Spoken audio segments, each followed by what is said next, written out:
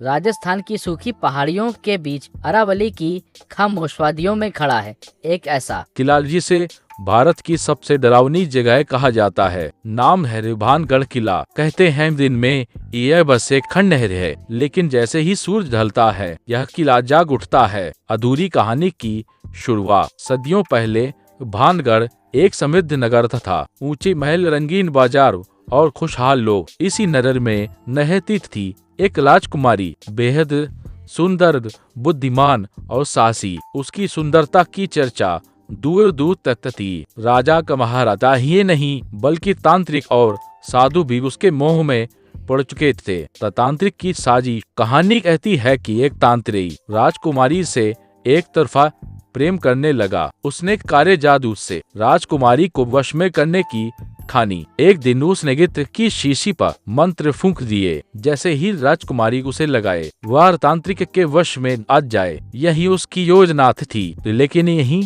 कहानी बदल जाती है। राजकुमारी को कुछ गड़बड़ का एहसास हुआ। उसने इत्र की शीशी जमीन पर फेंक दी। शीशी लुढ़कती हुई सीधे एक पत्थर से टकराई और वही पत्थर तांत्रिक की ओर बढ़ने लगा। मौत से पहले का शाप। कहते हैं पत्थर से कुचल कर तांत्रिक की मौत हो गई, लेकिन मरने से पहले उसने शब्द दे दिया, भानगढ़ उजड़ जाएगा, यहाँ कोई बस नहीं पाएगा और जो आएगा वो लौटे नहीं पाएगा। जिसके बाद क्या हुआ, कुछ ही समय में राजकुमारी की रहस्यमयी मौत हो गई। महल सूने पड़ गए, लोग एक एक कर शहर छोड़ते चले गए और फिर भानगढ़ बन गया एक वीरान शापित खंडहर। आज भी कहते हैं रात में यहाँ घुंघरुओं की आवाजें आती हैं, किसी के चलने की कहर, किसी के रोने की सिसकियां। भारतीय पुरातत्व सर्वेक्षण तक यहाँ सूर्यास्त के बाद लेकिन रुकने की अभी अनुमति नहीं देता। सच में यह सब साथ था या सिर्फ एक की कहानी? अगर यह सिर्फ